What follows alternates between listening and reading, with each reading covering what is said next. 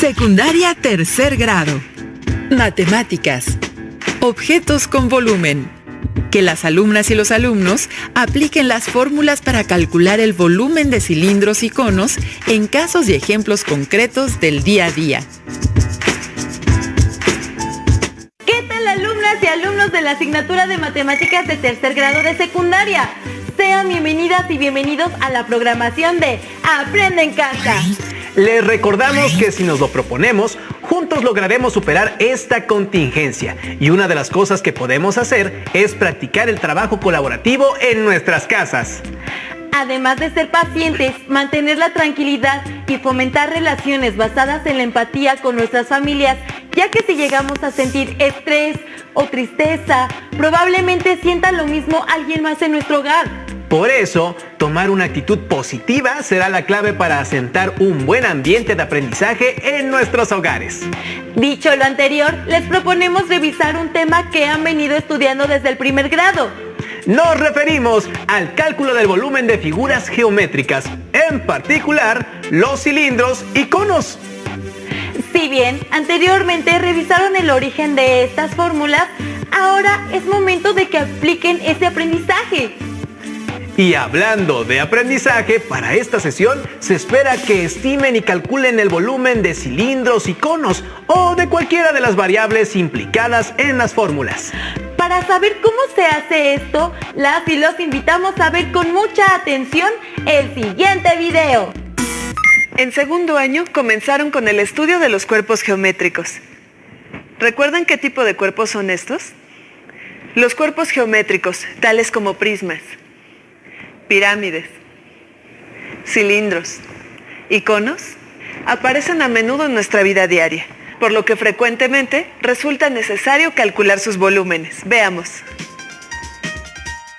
Ya conocemos las fórmulas para calcular el volumen de algunos cuerpos geométricos. Por ejemplo, el volumen de un prisma recto es igual al área de la base multiplicada por la medida de la altura. Esta fórmula permite calcular el volumen de cualquier prisma recto cuya base sea un polígono. Observemos cómo cambia la base de los prismas al aumentar el número de lados. Si se continúa aumentando el número de lados de la base, los prismas sucesivos se aproximan cada vez más a un cilindro. Comenzamos con un prisma que tiene como base un triángulo equilátero. El volumen es el área de la base por la altura del prisma. Aumentamos un lado a la base. Con la base cuadrada, un lado más y obtenemos un prisma cuya base es un pentágono.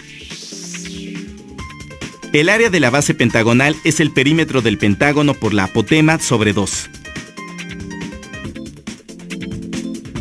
Y el volumen del prisma correspondiente es el área de la base por la altura. Si seguimos aumentando el número de lados del polígono, el volumen se calcula de la misma manera.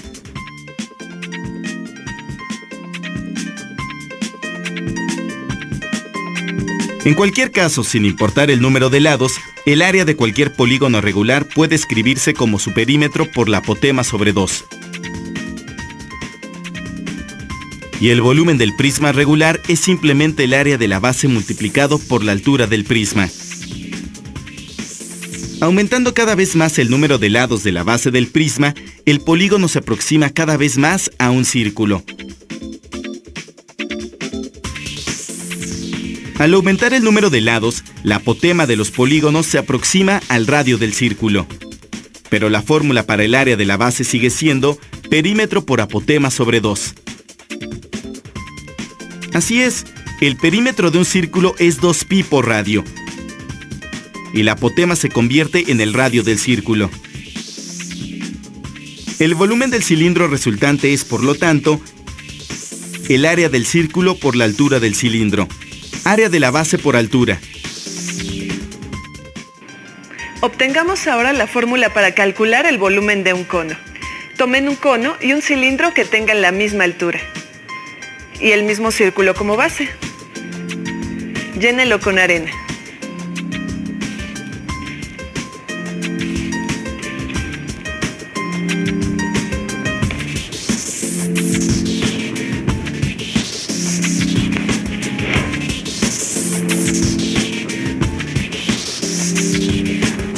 Vaciamos el contenido en el cilindro. Repetimos esto hasta llenar el cilindro.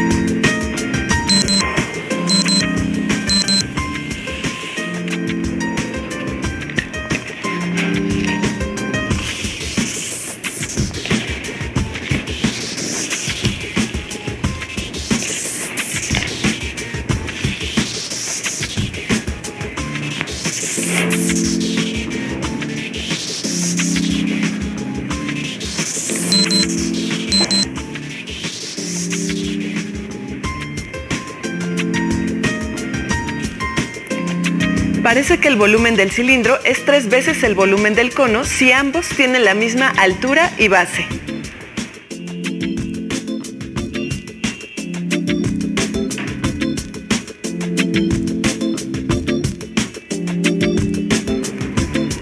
Y entonces, ¿cómo podremos expresar la fórmula para obtener el volumen del cono?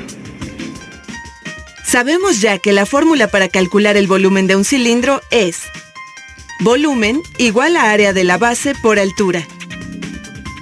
Y como acabamos de ver, un cono de la misma altura y con la misma base parece que tiene la tercera parte del volumen del cilindro. Entonces, para calcular el volumen del cono, hay que multiplicar el área de la base por la altura y dividir entre 3. Pero solo hemos obtenido experimentalmente la fórmula del volumen del cono. ¿Habrá alguna manera matemática de obtenerla? Al igual que con el cilindro, la fórmula del volumen del cono puede obtenerse mediante una sucesión de pirámides rectas, en la que se aumenta el número de lados de la base, manteniendo constante la altura hasta llegar a la base circular del cono. El volumen de una pirámide está dado por área de la base por altura sobre 3.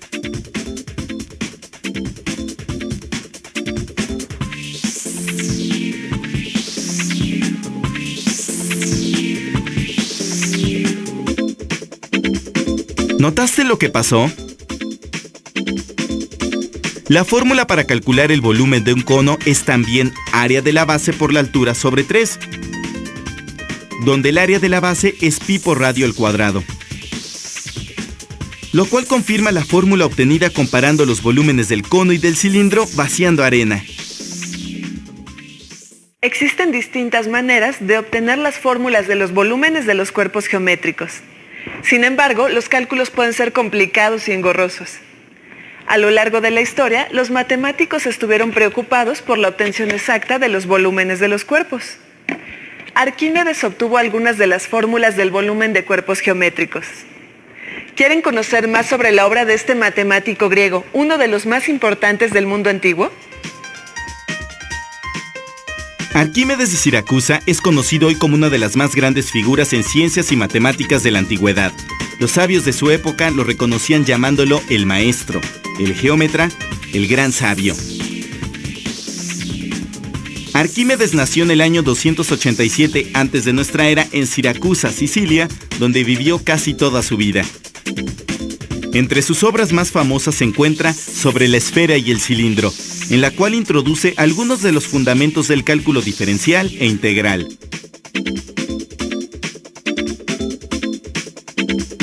Arquímedes murió en el año 212 antes de nuestra era, cuando el ejército romano tomó la ciudad de Siracusa. A pesar de las órdenes del cónsul romano Marco Claudio Marcelo de respetar la vida del sabio, Arquímedes murió en manos de los invasores romanos durante el asalto a la ciudad. Cuenta la anécdota que unos soldados lo encontraron haciendo operaciones y dibujos en la arena de la playa. Los soldados pisaron sus cálculos, a lo que Arquímedes protestó furioso y uno de los soldados le dio muerte. Se dice que sus últimas palabras fueron: "No molestes a mis círculos". Según los historiadores griegos, por deseo expreso de Arquímedes, el resultado principal de Sobre la esfera y el cilindro fue grabado en su lápida como epitafio. En la lápida de su tumba se grabó el símbolo pi y la siguiente figura, lo cual significa que el volumen de la esfera es 2/3 partes del volumen del cilindro que la contiene exactamente. Arquímedes llegó a este sorprendente resultado matemático a través de una serie de cálculos geométricos y deducciones lógicas que, 18 siglos más tarde, serían retomados por Cavalieri, Newton, Leibniz y otros para desarrollar el cálculo integral y diferencial. Verifiquemos empíricamente el resultado grabado en la lápida de Arquímedes. Tomemos una esfera de radio R y el cilindro recto que la circunscribe. Llenemos el cilindro con agua y sumerjamos la esfera en el cilindro. ¿Qué crees que suceda? Se derramó mucha agua. ¿Cuánta? El líquido que se derramó corresponde a 2/3 partes del volumen del cilindro, pues solo nos quedó 1/3 del agua que había en el cilindro. Es decir, el volumen de la esfera es igual a 2/3 del volumen del cilindro, que es el resultado que encontró Arquímedes. Pero en este caso, la altura del cilindro es igual a 2 veces el radio.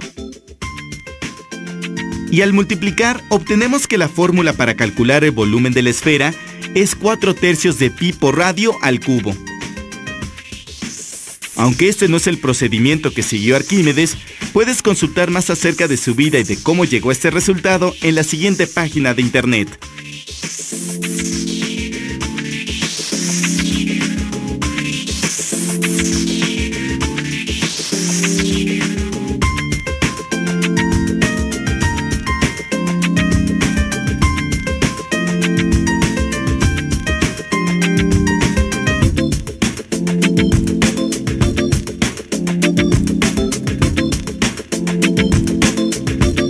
Busquen a su alrededor cosas que tengan forma de estos cuerpos geométricos.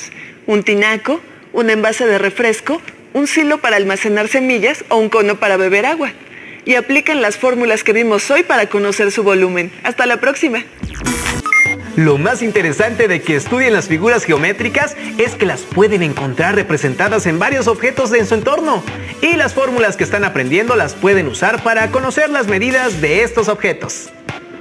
¿Creen que sea importante conocer el volumen de las cosas que hay a su alrededor? ¿Para qué usarían esta información? Las y los invitamos a ver el siguiente video. ¿Cómo pueden calcular el volumen de una lata? Que ni más ni menos es un cilindro. José suele tomar refresco y generalmente la compra en su presentación de lata, pero le ha surgido la duda si en verdad la lata contiene 355 mililitros de volumen. Así que tomó una regla y se da cuenta que el radio de la lata es igual a 3.3 centímetros y su altura igual a 10.37 centímetros.